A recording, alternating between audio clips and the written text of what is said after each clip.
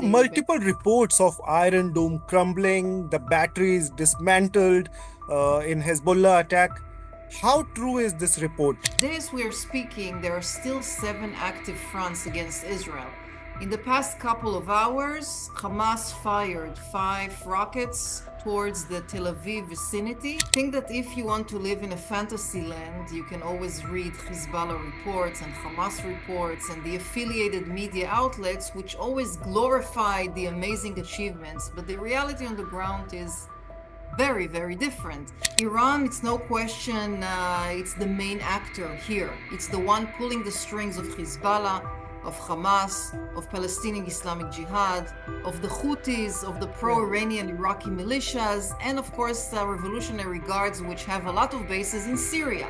Hello and welcome. I'm Nagen Singh. This is One India. And of course, today it's October 7, one of the most historic days.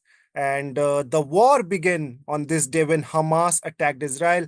So today we are connected with the former IDF spokesperson, Lieutenant Colonel Avital Leibovich. And she is going to tell us more about what is happening in Israel, how the war is unfolding. And let's see what IDF is planning, because on October 1st, Iran attacked Israel in Operation True Promise 2. Now, thank you so much for joining us, Ms. Leibovich.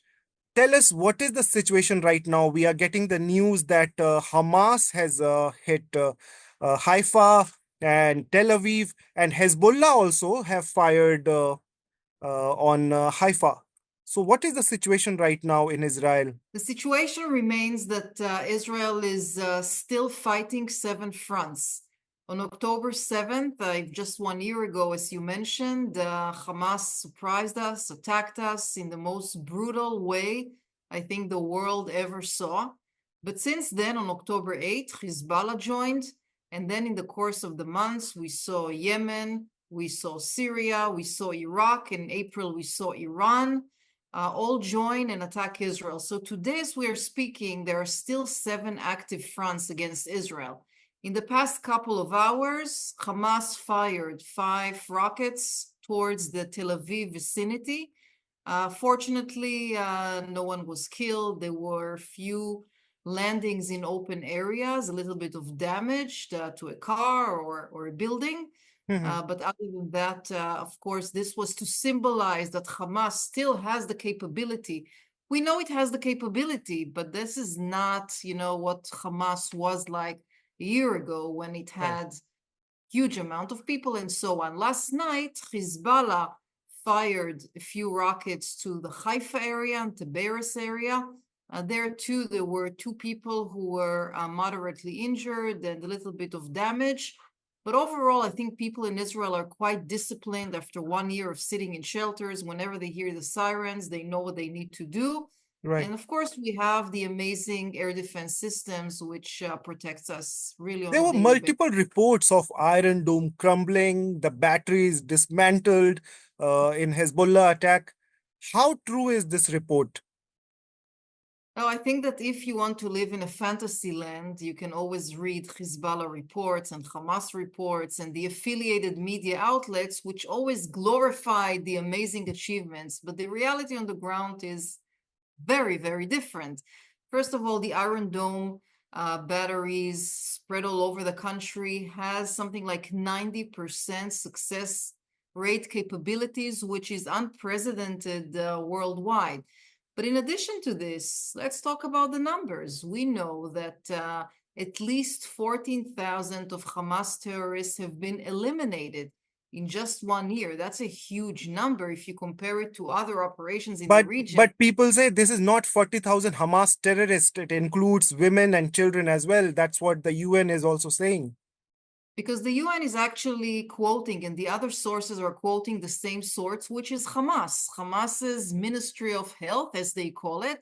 And obviously, we caught them many, many times lying over and over again. For example, if you notice how long it takes the Hamas Ministry of Health to publish a number, after a Right. certain attack, it's usually minutes, and they can give numbers like 50, 60, although it's obvious that they didn't count anything or they don't know anything. Of course, they never publish the full list of names. Of course, they hide the facts that are terrorists. We know for a fact, and we see the numbers declining in the last year, that Hamas capabilities really diminished in terms of their military capabilities. Yes, they do have a few rockets left. This is not a secret. This is not something that Israel is hiding. Right. And by the way, they can also fire a few rockets tomorrow.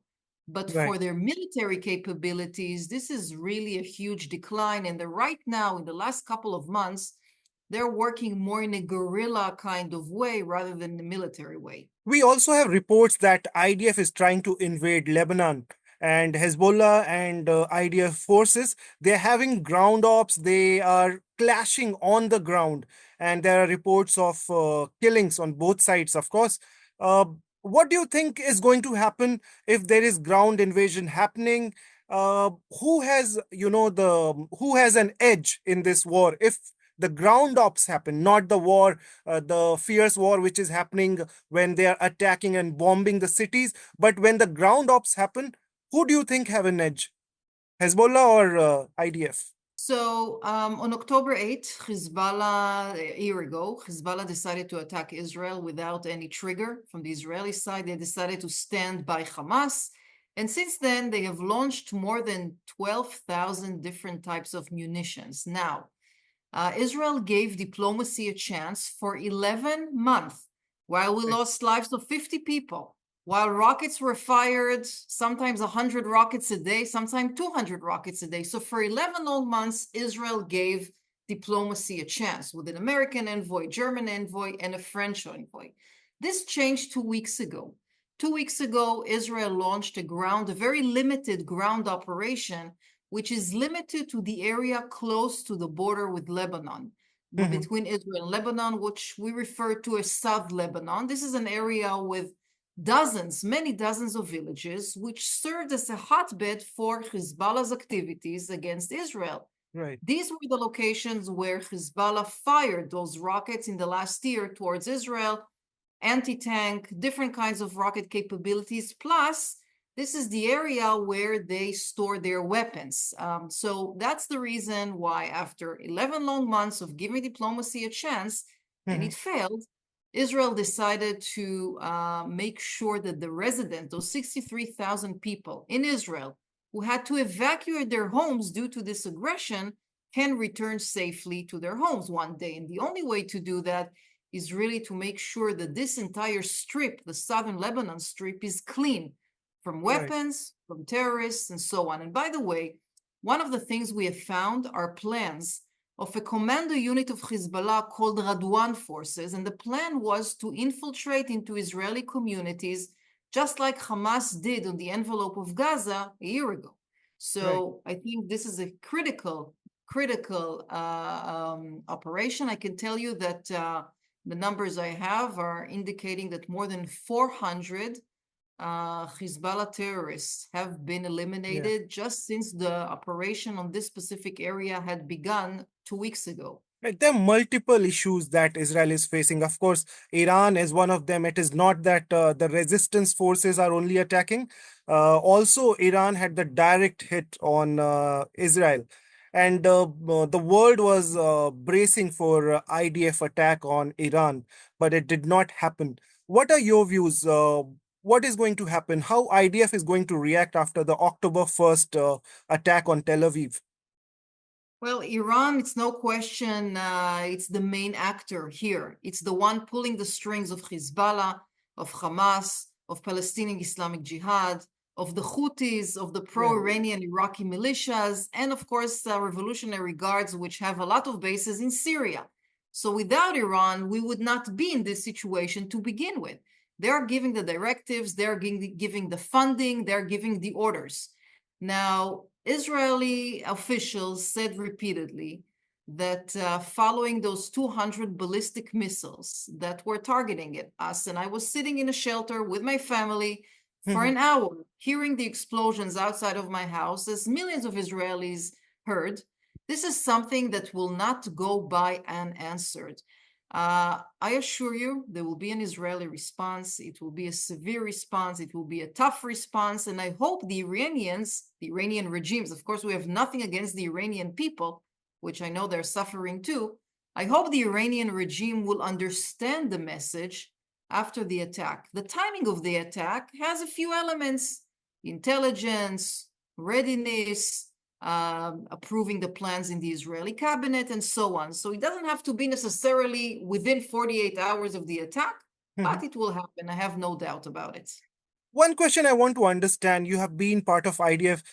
How does it work when IDF is planning, big assassinations? Nasrallah killed, Ismail Haniyeh killed. So many big assassinations in these 365 days. What do you have to tell our viewers? How all these big operations are planned? What are the things that a force takes care of before taking such big steps? Because the retaliation could lead to a much bigger war. All out war. In one word, intelligence. In two words, great intelligence. So basically, these are terrorists who Israel has been following from an intelligence capabilities, HUMINT, OSINT, others, 24/7 for many, many years. It's not something that started yesterday or a month ago or 3 months ago, obviously.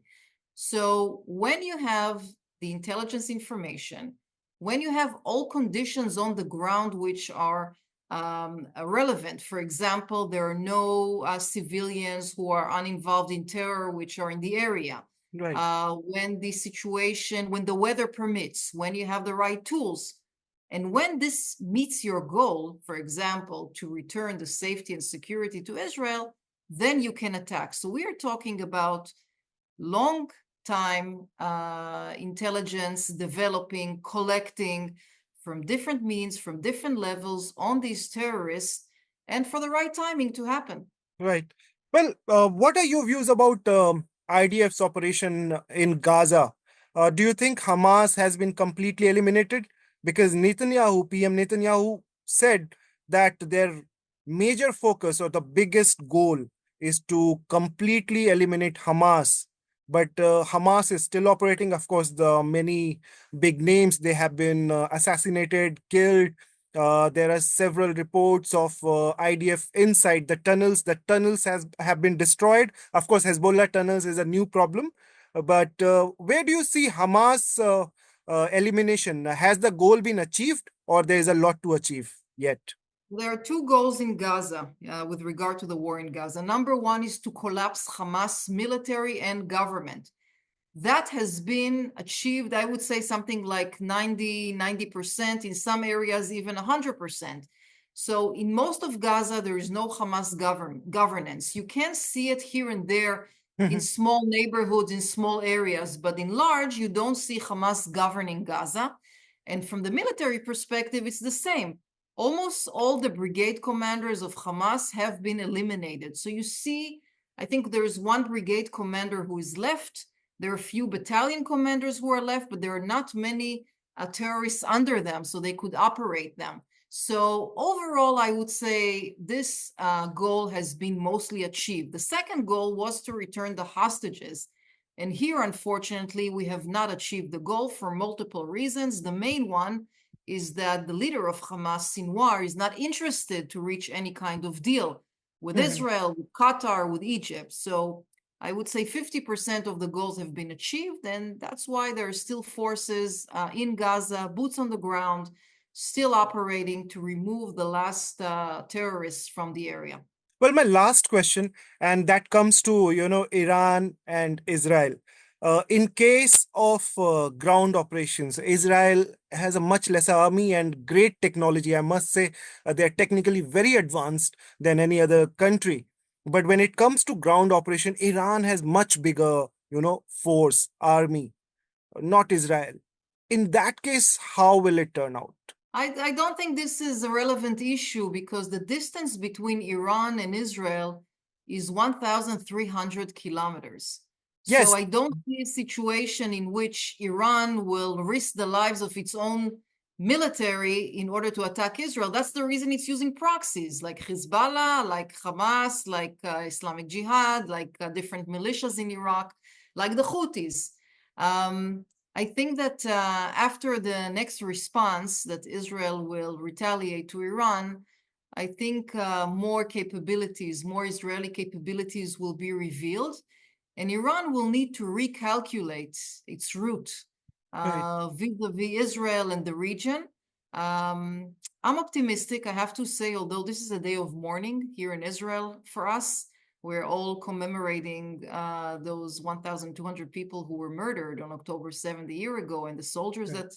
that were killed and are still dying in order to defend this country. But I am optimistic that at the end of the day, Israel will overcome its enemies far and near, and there will be a brighter future, not only for the Middle East, but for the entire world, because the long arms of Iran do not stop only here in the region, but they reach Europe, they reach Latin America, they reach North America. The world would be a better place without the horrendous regime in Iran. But how do you see the war ending? How do you see the war will end and when? I think at the end of the day, the war is not going to end around the corner. We're not there yet. And again, 7 fronts is a big load to deal with. At the end of the day, Israel is not a war-savvy country, so it will have to be a diplomatic solution. Mhm. I hope sooner rather than later, but I do hope to see those hostages at home before we see anything else. Diplomacy obviously is the answer. To those watching us now, I would urge all of you to think and look at the restraint that Israel has practiced for such a long time. You know that the first rocket that was fired from Gaza to Israel was 23 years ago. For 23 years, Israel has been dealing with this rocket attacks, and it's attacks on civilians. It's not an attack on bases or Right. things like that. And Hezbollah is the same since 1982. So this is something that Israel needs to deal with to protect itself. It has the right, like any other country, to do so, and that's Right. the plan. Well, thank you so much for your time and explaining to us what is the situation and giving us a feel of how is Tel Aviv right now. We just hope that this war ends as soon as possible. So many lives lost in Israel-Hamas war. Of course, Russia and Ukraine having their own war. So we hope that things come to a peace. Thank you so much for your time. Don't miss out. Log on to oneindia.com for more updates.